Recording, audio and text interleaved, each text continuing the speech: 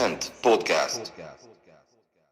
Hey everybody, it's Matthew back again with another really incredible Cent Spotlight to share with all you guys. I was so stoked last week to get the opportunity to speak with the digital artist Matt Kane, and our conversation did not disappoint.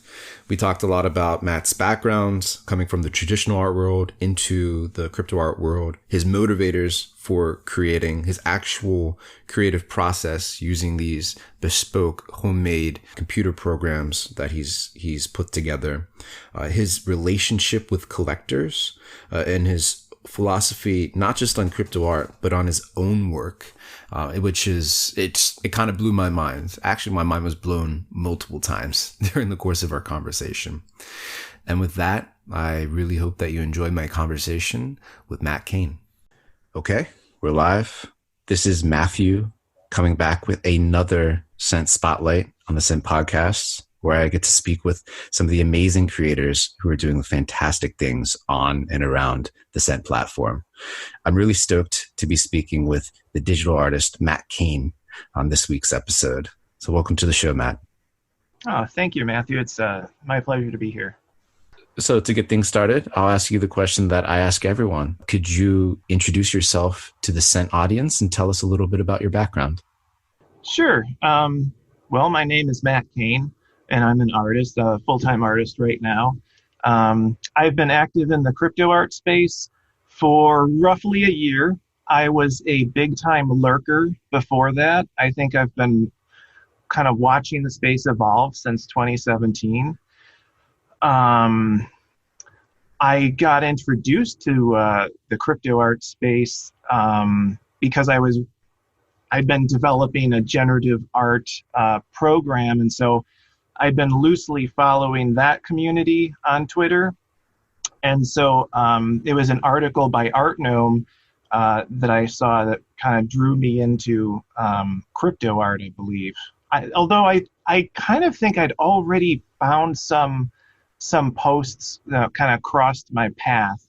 But that's sort of what brought me in. My larger story is I start out as an oil painter, represented by a gallery in Chicago around 2003.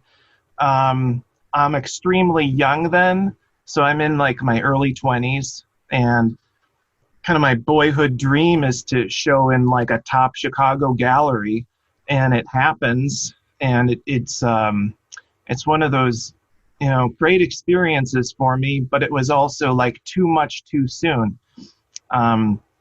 My interest was in sort of developing as an artist still. And when my oil paintings begin selling for thousands of dollars and they say, oh, hey, we really like these are really selling, make more of those. It's sort of like, because creatively I was wanting to spin down a new road. And so in 2006, after my first solo show, I leave Chicago, like any self-sabotaging artist. I end up in Seattle. I should back up and say, while I'm still in Chicago creating work for my solo show, I'm doing these little dots around this, painting little dots around a figure. And I suddenly, in my mind's eye, I see this rapidly happening in front of me, where all of these colors just start, shooting out. And it's like in a pattern, like red, red, green, red, red, green, big, small, big, big, small, big. And I know nothing about coding at the time. I'm probably 25 or 26 years old. I don't even know how to make, do HTML, make a text red or bold or anything like that. But in that moment, I kind of understood. I saw this computer program, right, in front of me on my canvas. I wasn't, microdosing or anything, but that's sort of the experience that I was having. And so I realize I need to, my larger vision is I need to learn how to program so that I can build this software one day. I end up moving to Seattle. I end up getting a job as like, basically I'd be cutting out graphics, for the real web programmers. But I worked my way up in this design agency, taught myself how to program, spent 7 years in the web development industry in Seattle, making decisions about what jobs to take based on, am I going, how is this going to help me learn what I need in order to make this program one day? And so, fast forward, let's see, 2013, I end up leaving Seattle. I have some tragic events enter my life. And basically, I end up realizing I know everything that I need to actually begin work on the software. And so I do in 2013. That's 6 years ago. And basically been my full-time job for 6 years is building this software. The first 4 years, I don't even use it to express myself. I'd lost a friend to suicide. That was the sort of tragic event. And it kind of shut me down. I wasn't able to paint for a while. I say a while, it was actually like several years. When I would go to paint, it like hurt in my heart too much to express myself like with paint. And that was a bummer because painting is, that was always my go-to for like feeling better in those like dark moments. And so it was like mathematics and code were like this sanctuary that I was able to go into during this time of grief. And so it was like I end up building this tool of expression for a future time when I could express myself again. And so 2017, I'm able to express myself. I start using the software I'd been spending years making. And I got into crypto art then, and it's just been gangbusters ever since.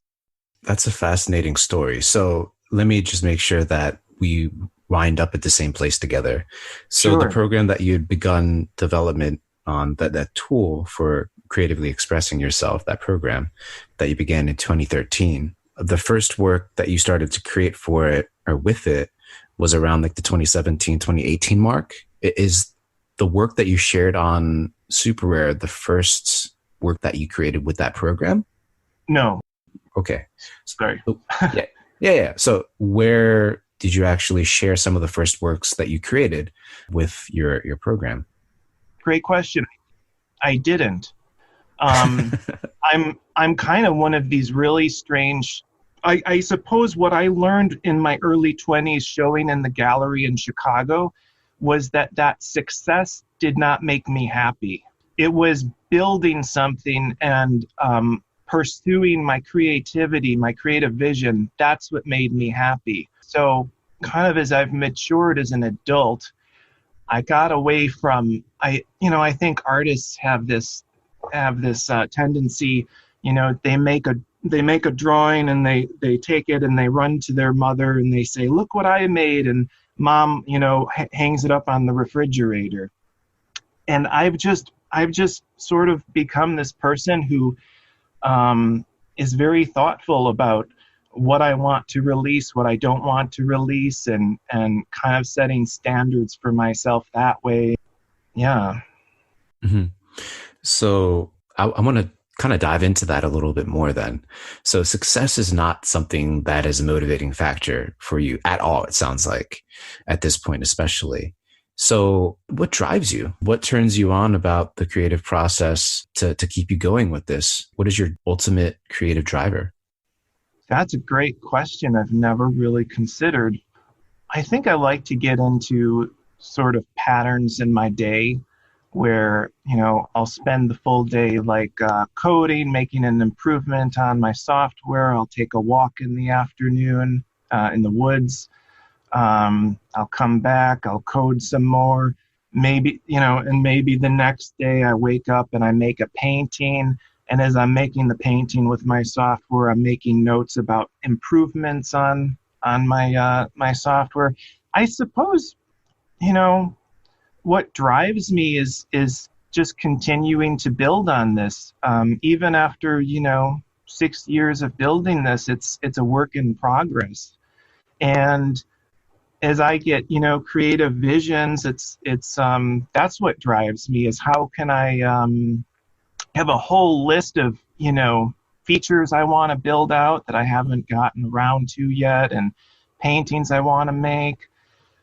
And so, yeah, that's kind of what drives me, is just creating.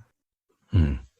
And then, well, to get a little bit more specific, like how does a piece come about for you? Do you sit down and do you have like a fully formed image or sequence of layers in your mind before you start using your program to make that a reality? Or is it something where you're tweaking, like you sort of describes, it's a process of tweaking your program to do something, going for walks, coming back, maybe engaging in a different form of creative expression, coming back to the computer. Uh, Could you walk us through the process that you take, like for a particular piece? Sure.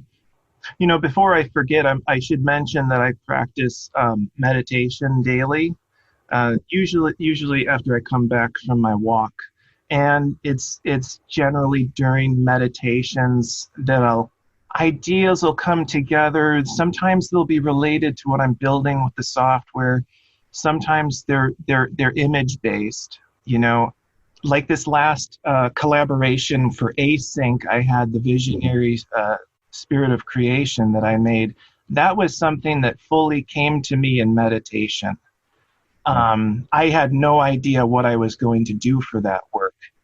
I thought I was just going to make the table, and then I come back from a really successful walk where just I'm in the flow state, and I lay down and do my meditation, and I see her, and I know it's like I know what to do now.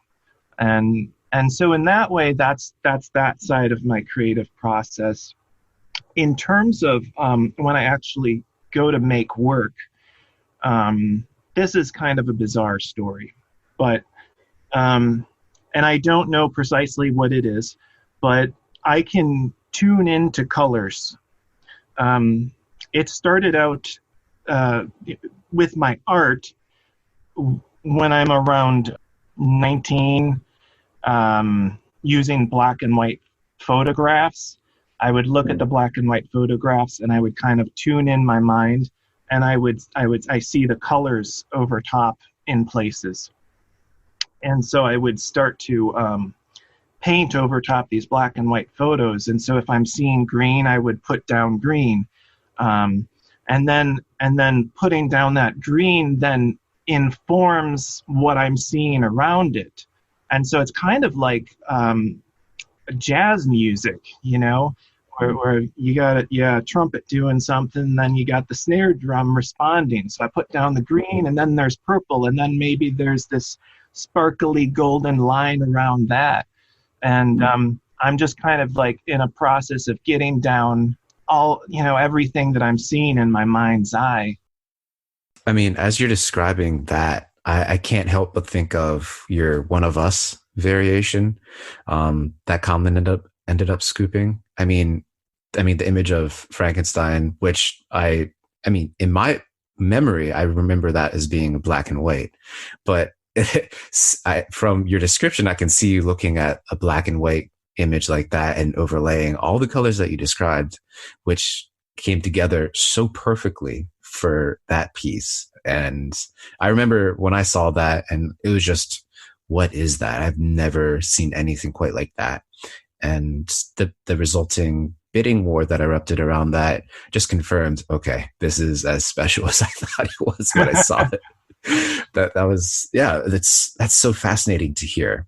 And well, going back to how you, I guess, originally thought to seek out the education for programming, that when you were engaging in that oil painting and you saw these like red and green dots kind of in front of you without having to microdose. I think that's a really important part. But I'm curious, like a lot of your experiences, they sound borderline psychedelic, but obviously they're completely sober moments, either in a meditative state or when you're engaging in a creative activity.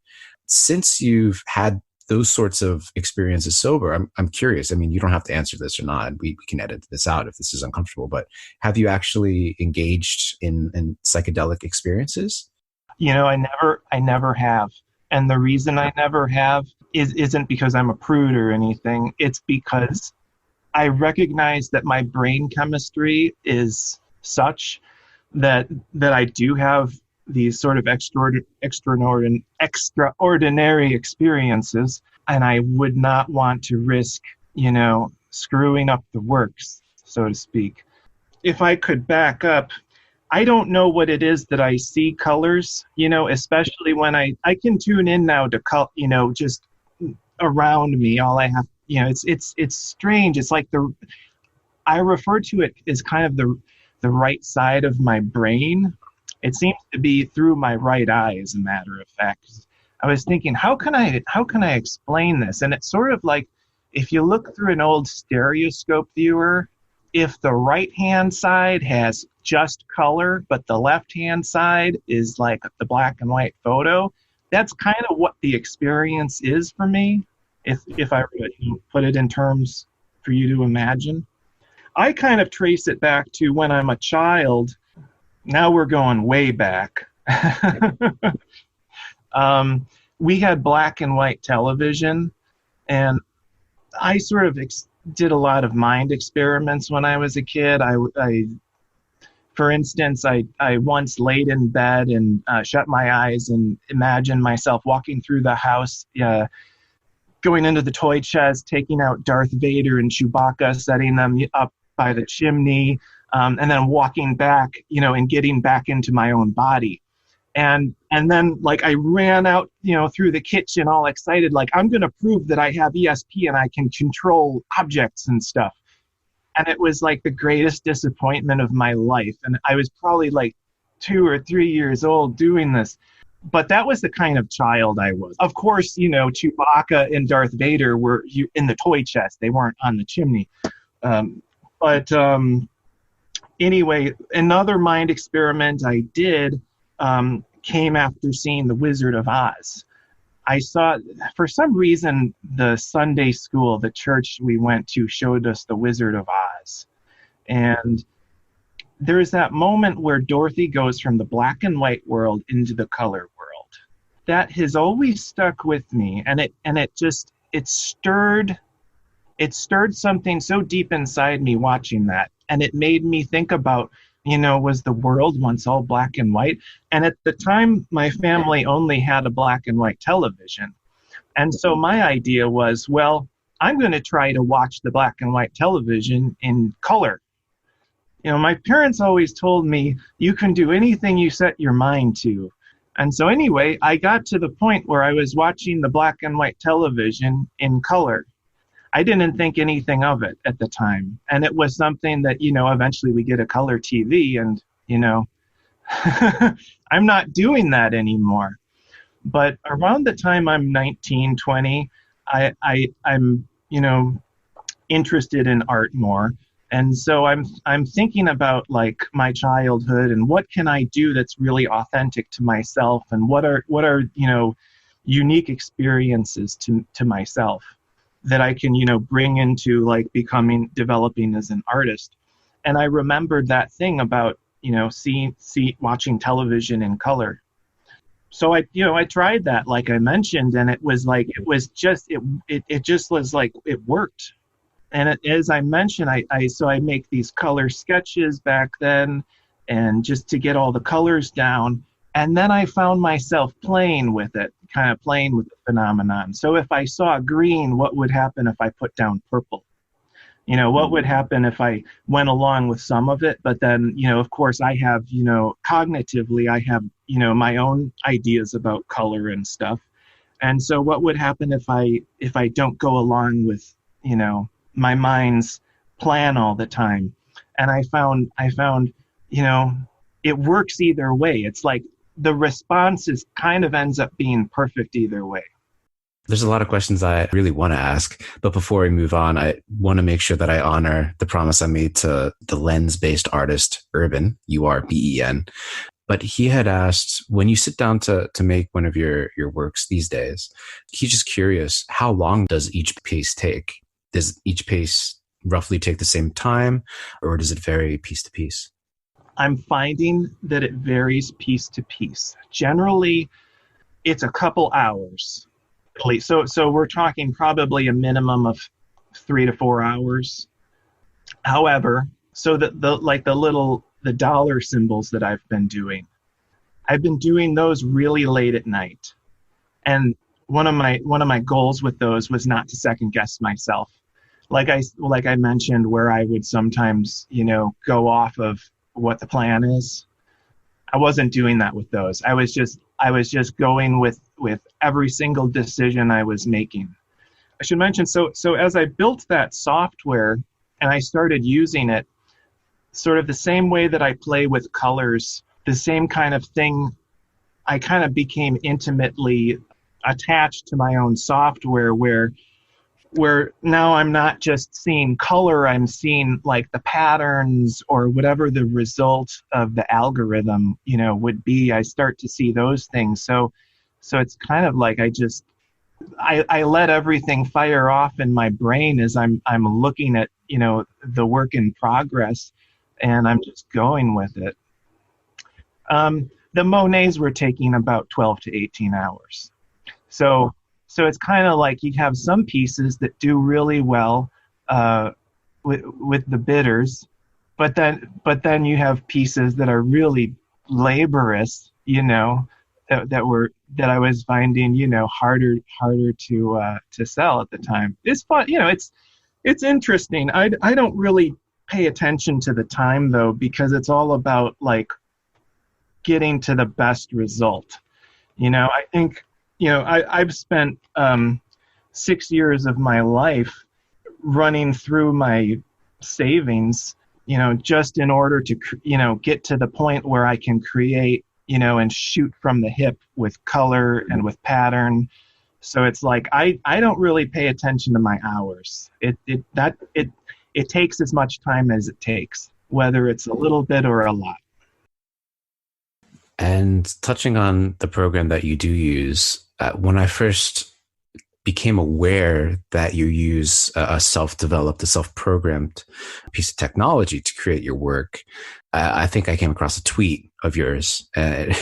First of all, that in and of itself is mind-blowing. But then just thinking, okay, well, what is the parallel? How can I explain this through metaphor or analogy? And it's, I guess, roughly similar to artists who would make their own paintbrushes by pulling hair from like the tail of a horse or something, mixing their own paints, putting together their own canvas, and just like doing everything by hand, bespoke. It's insane. And it's something that I had not thought or never even considered as being a possibility in the digital realm, just because of all the various pieces of tools and kit that artists typically avail of themselves to. So with the program that you have developed, are you using a single self-developed program for everything? Are you using that in addition to other tools? That's something I've been super curious about. Sure. So it's all one code base. It had been like maybe 3 or 4 a couple years ago, but I've consolidated it all into one, so that's just better coding practices so that I can extend everything. Yeah, and if I could just add about the crafts people, I got exposed to those concepts as a young man. These artists who make their own brushes and chop down their own tree or quarry their own minerals to grind the pigment. I got introduced to those concepts, and they were kind of my heroes. I remember I was in this really danky, stinky apartment when I made this promise to myself. It's like I can see it. And I said, if I ever become a digital artist, I'm going to make my own software. I'm not going to use Photoshop. I'm going to have to learn to code. So it was like the seed was planted for me very young when I'm like 18 or 19. You know, when I set my mind to something, it's hard to change. I get fixed on it. That's again another fascinating nugget of insight into your process. And zooming out a little bit, I guess looking at the rare digital art market or crypto art market, whatever your preferred vocabulary is. I know you had mentioned that you had been into generative art and you came across an article by Art Noom, aka Jason Bailey, that may have been one of your inroads into the rare digital art scene, although you probably were already in it at the time. But I'm just curious, your experience since entering roughly a year ago, posting, I guess, your first work on Super Rare till today. Like, how do you see the progress of the rare digital art market? Do you have any feelings, opinions on it one way or the other? And then, like, where do you see it heading in the future? Sure. So when I started out, I put up maybe 4 pieces spaced out, and the first one sold for half an ETH, and I was like, that's awesome, this is amazing. And then like nothing sold and nothing sold, and I was like, oh, that's cool. Like there's really no reason for me to treat Super Rare as a portfolio. Like I know that these works are really great. I'm going to wait for somebody to come along and know that much. And so I just resumed work with my software. And then it was around, I think September, Sparrow, she placed a bid on one of those pieces. And it was like, I got an email and it was like, you have a bid waiting for you. And I'm like, hell yeah, I have a bid waiting for me. And so I went and looked at who she was, and I saw she was an artist. I was like, well, that's cool. She's an artist, so I'm going to accept this. This is cool. And so that kind of she made me look at Super Rare again. I was still watching it, but I wasn't cognitively thinking like, oh, I'm going to put this out or that out. I was building my 3D animation studio that I'd later use on One of Us. Yeah, so to answer your other question, I do have animation studios that are outside of my normal software. So I guess there's a couple pieces of software that I use. But yeah, I'm kind of into making it all myself. Okay, back to the market. Yeah, and then I around November I saw that Andy Kaufman documentary for Man on the Moon, and in it he said something about, and I was approaching my birthday, turning 39, and I'm an old man. He said something about you have to take a chance on being loved or hated for who you really are. And when I heard that, everything made sense to me. I was like, I'm expecting to be successful, and I haven't even shown anybody what I'm capable of. I haven't, I'm keeping all of this in my back pocket. That goes back to, not running to my mom with drawings to hang on the refrigerator. That's a great strength, but that's also a problem, because you can live underground your whole life doing that when you're only motivated by creating. And so I was like, okay, all right, I have to actually I have to do something with my dimensional painting stuff. And so, yeah, that went really good. I was shocked that bidding war happened. That was amazing. How was that bidding war to experience that? Oh, I think I was at the gym, and I got tagged in something on Twitter, and they're like, "There's a bidding war with Matt Kane," and I go and I thought the night before there had been 2 bids, and I'm like, yeah, there's been 2 bids. That's a bidding war, I guess. And then I check, and there was 15 at that point, and I'm like, whoa, this is cool. So I suppose things have been going well since then. You were asking what I think about the space or the future of the space. I mean, I'm all in on this NFTs. I'm all in. I think right now it's very important that artists stand up for themselves, and if they expect royalties in the future, they need to actually express that right now, because that's one of these things where it's like we are trying to overturn an old model that did not work in, the traditional brick and mortar marketplace, Hmm. where you've got artists in their 70s still painting, like Lawrence Lee can't retire, and it's like he tweeted that last Yesterday. night. Yeah. Yeah, and it was like that's who we need to hear from.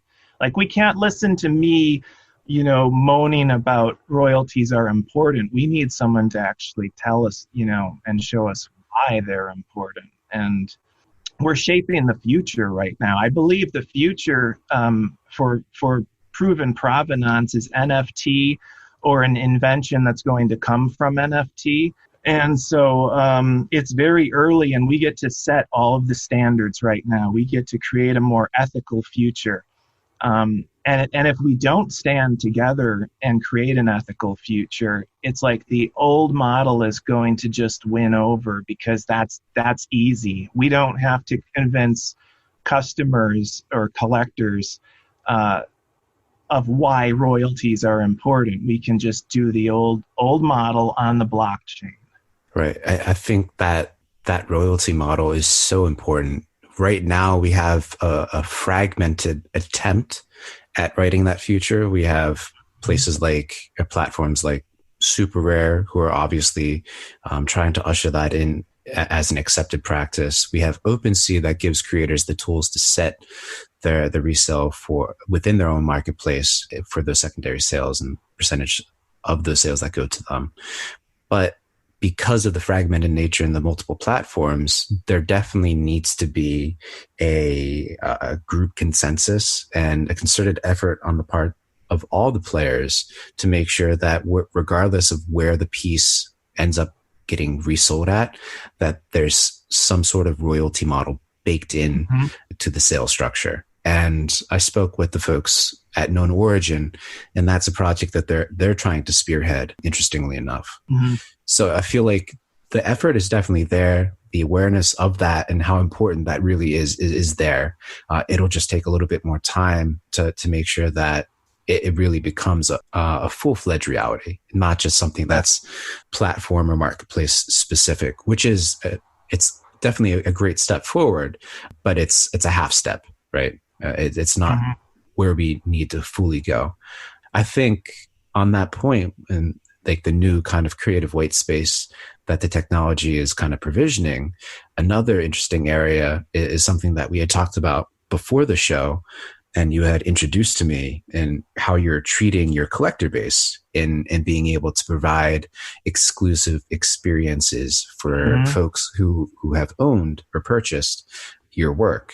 So I'm pretty interested to hear your philosophy on that, and sort of your planning or your take on how to interact with one's collector base now that it's so trivially easy to track and follow the folks who purchase your tokenized work.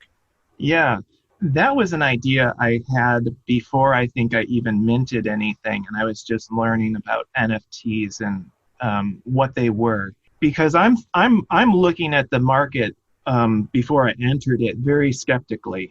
You know why are these tokens worth anything? Of course, that's what the skeptic asks, and it's like, how do we convince the skeptics that these tokens carry value? And I think a lot of smarter people than me have expressed why they have value. And of course, to me, proven provenance is huge. But then I kind of return to just, my origins as an artist. And I think about how important the experience is when I make a work of art, or I'm conceptualizing a work of art. I'm thinking about how I want a viewer to experience it, you know. And so by creating this website where I can, have my collectors, they sign in with MetaMask with their wallet, then, the website, scans their wallet to authenticate them as the token owner. And then I can present them exclusive experiences, and that might be another interpretation of the artwork that they own.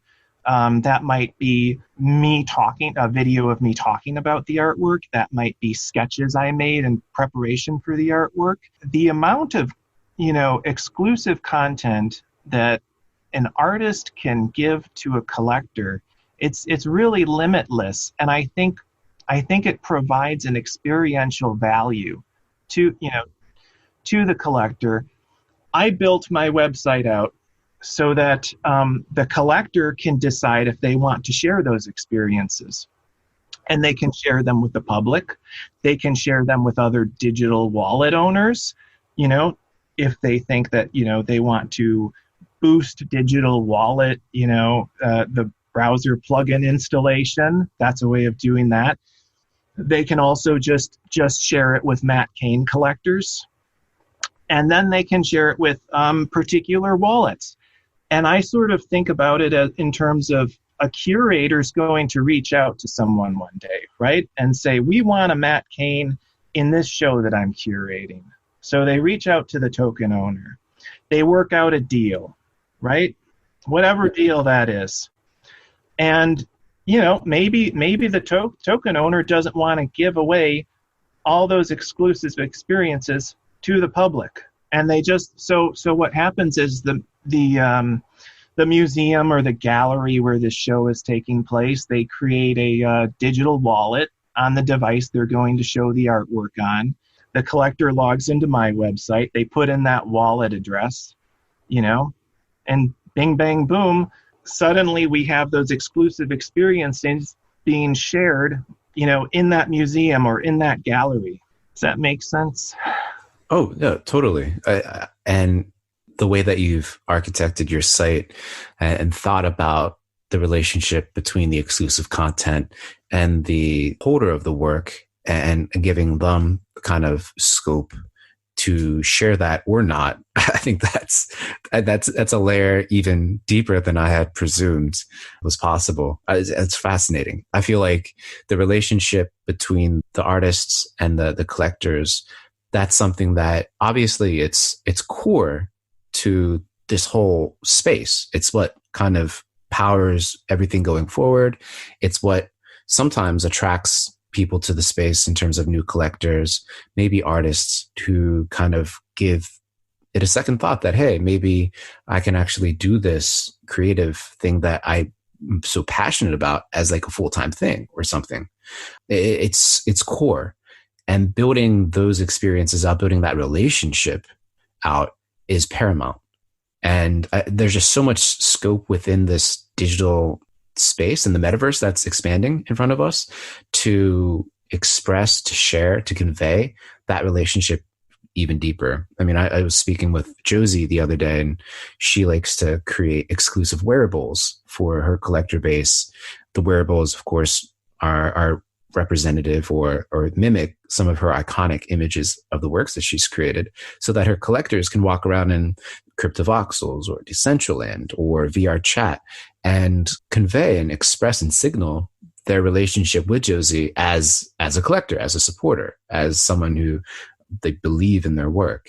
And that is powerful within this digital space because those unique experiences are something that can only be attained by actually collecting the work. And it's a powerful signal to other people to, hey, I want that, then I need to actually support in some substantial, non-trivial way. And that's what it's all about. We're all in this together, I think, at the end of the day. And it's just another powerful, beautiful representation of that togetherness that's possible. And it's exciting. Like I could go on and on. I love this community. This community is so uplifting and so supportive of one another. In a lot of ways, I think it's a community that we've all searched for in our lives, and never found. And here we all are in the right place at the right time. And it's like all the right people are coming together. And we are all in this together. We're all tugging each other forward when we go forward. And if someone's going backwards, we got to call them out on it and say, hey, this is the way over here. and it's not judgmental. It's just supportive. It's like we're all trying to get to the same place. 100%.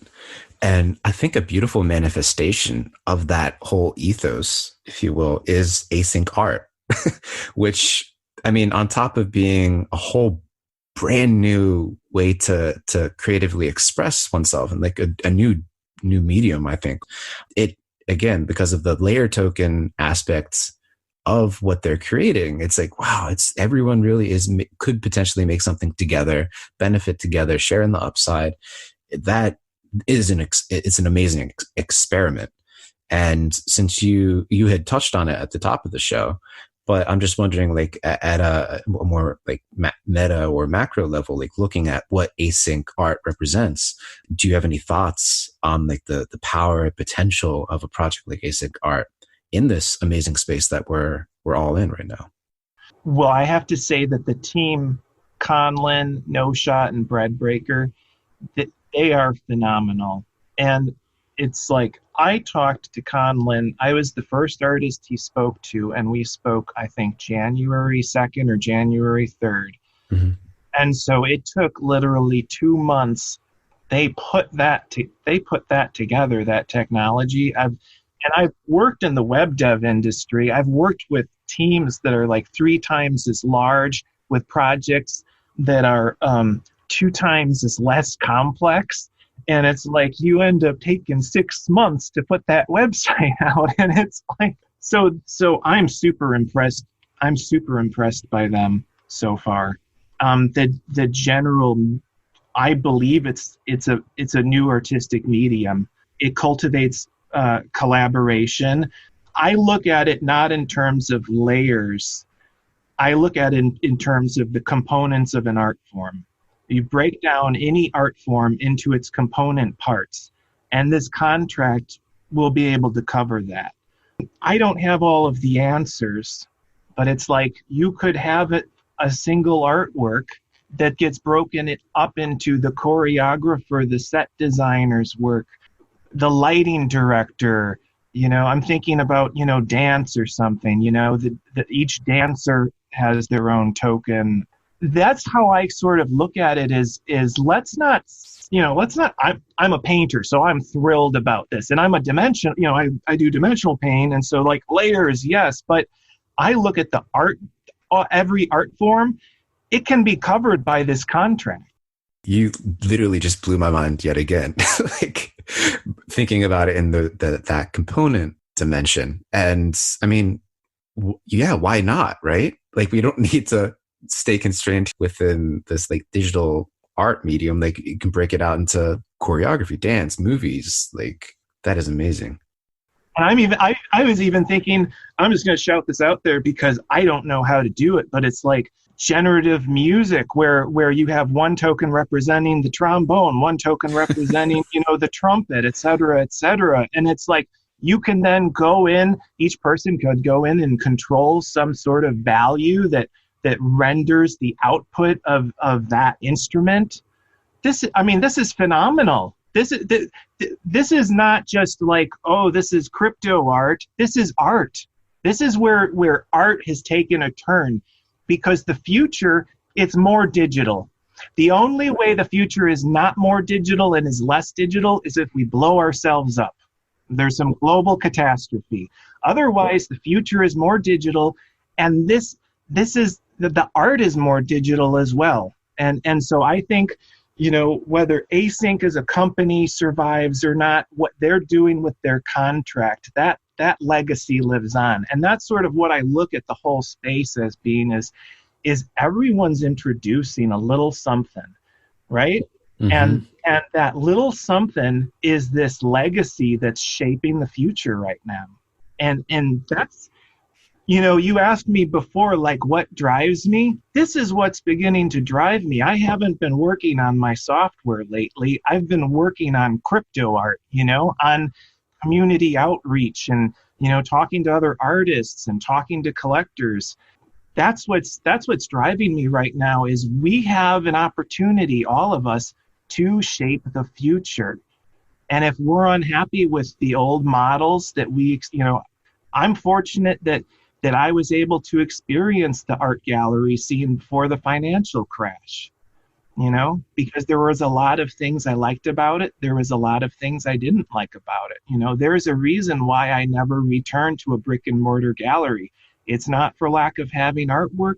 It's not for lack of having good enough artwork to put on their walls.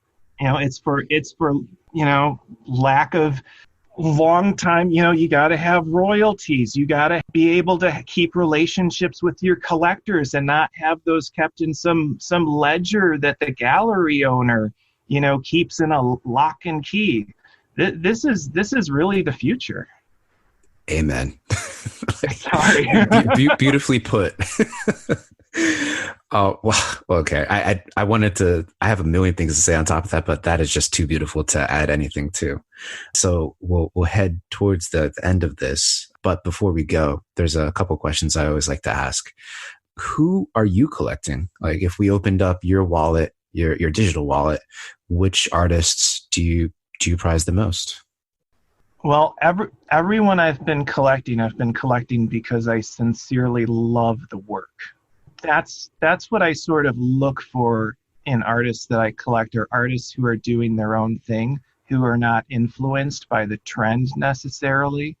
I think Sarah Zucker is particularly. I look at her work, and I think she discusses microdosing, and I just so connected with that because my creative process is it's just this natural brain chemistry weirdness I have going on, but I've always sort of related to people who explore that dimension because I think we're accessing the same things.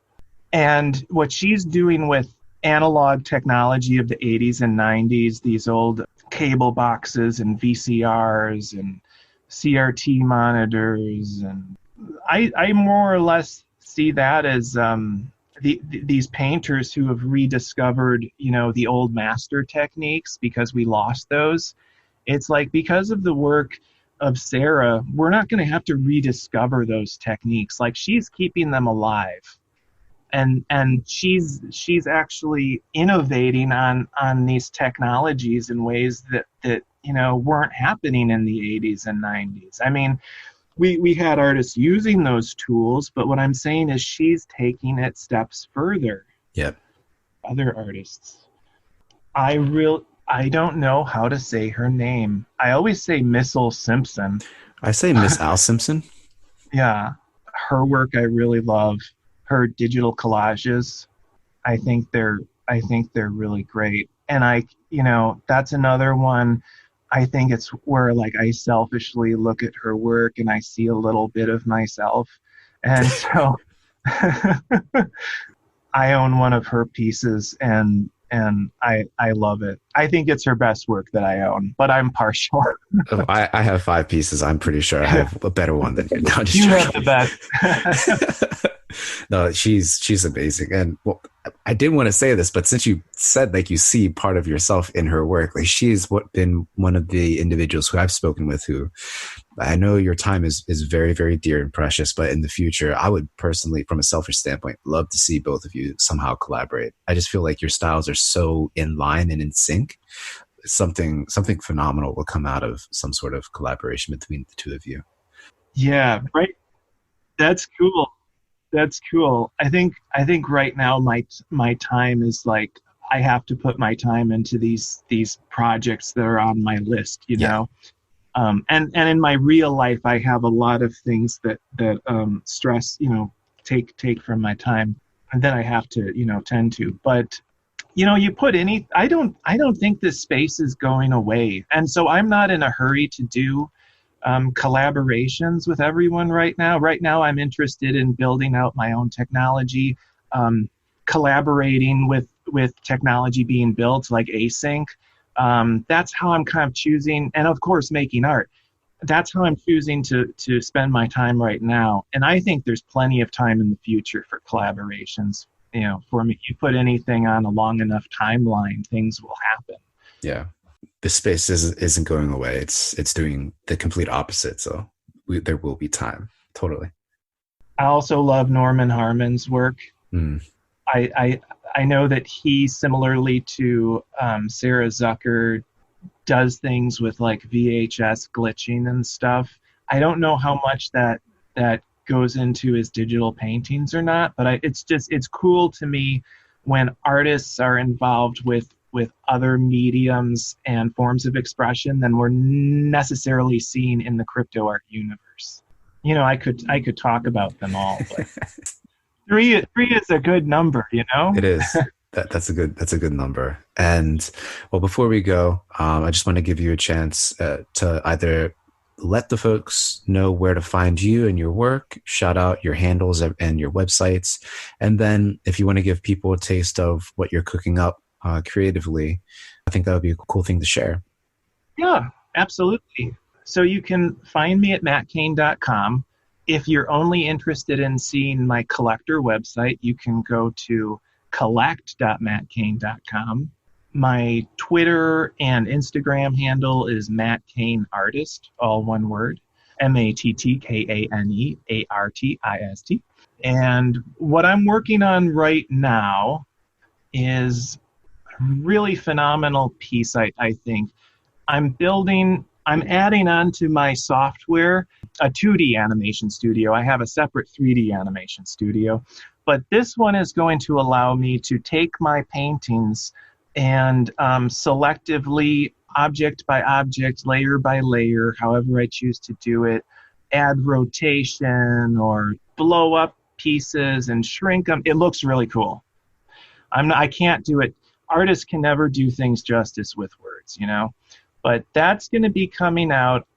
Right now in 2020, I'm very interested in what my natural scarcity looks like. I haven't minted anything with super rare in a month, and that's just what my time has looked like. It's not because I'm only going to mint one a month. It's because that's what my time right now looks like, and I sort of like the idea of being honest to that and finding out for myself, what do I naturally look like? I have plenty of work, even new work that I've made that I could have minted in the past month. But I'm kind of interested in keeping my standards, you know? There's this piece I'm wanting to animate. I don't want to release it as just a static image. I want to release it as an animation. And that's something I should mention is, for collectors to understand about what my collector website is. I think Moderates bought one of my animated pieces. If he ever wants to log into the website, he has access to a very high-res, static image of that animation. It is just a painting, the original painting. And that's kind of where I'm going with my work is you're not really bidding on what you see the NFT representing, okay? You're bidding on future experiences. I have on the website, it says collect the future. It's like my artistic philosophy is that these works of arts are going to be reinterpreted in the future like pieces of music. When I create my paintings, they're databases, okay? I make my paintings as databases because I wanted to create a medium that's like music that can be reinterpreted. You have a composer, writing notes on paper, but then that music can be, reinterpreted by a trombone, reinterpreted by a singer, reinterpreted. And so that's what I'm doing with my art is the work is all mathematical. And so it's going to be reinterpreted long after I'm dead. My God, that. That's what they're bidding on. Sorry to throw that in at the last second, because that's a big thing. But that's what you're bidding on, folks. You're bidding on the future. Well, you have me hook, line, and sinker. Unfortunately, I have not had a chance to collect your work yet, but I'm definitely going to have to get into a couple bidding wars, I think, after hearing this. Works of art as databases. Abuse. Oh my God, you're blowing my mind, man. I'm going to be releasing a Scent article. I've gotten into Scent. I love it. I'm going to be releasing a Scent article, kind of pulling the curtain back on some of these things I've mentioned. So I don't think the world's ready, man. You're going to blow too many minds in a great way, of course. It doesn't matter if the world's not ready because I am. Take a chance on being loved or hated for who you really are. Boom. And there we go. Well, Matt, it has been an absolute pleasure to talk. I had been looking forward to this conversation for quite a while, and I had high expectations, and those high expectations were completely shattered. This is an absolute pleasure. Thank you so much for your time, and I'm really looking forward to all the experiences that you're going to be able to create heading forward, man. Thank you so much. Thank you, Matthew. Thanks to all your listeners. Hey, everybody. Matthew again. So I really hope that you enjoyed my conversation with Matt Kane as much as I did recording it. If you have a chance, make sure you stop by Super Rare and check out the bidding war for Matt's latest piece, Breathe in the Bottom and Blow Out the Banks. It's an amazing work, and the bidding war is rightly deserved. Also, make sure you check out the show notes for where you can find Matt Kane's work, and look out for my next spotlight, which will feature the one, the only Oshinachi. Thanks, everybody, and sen on.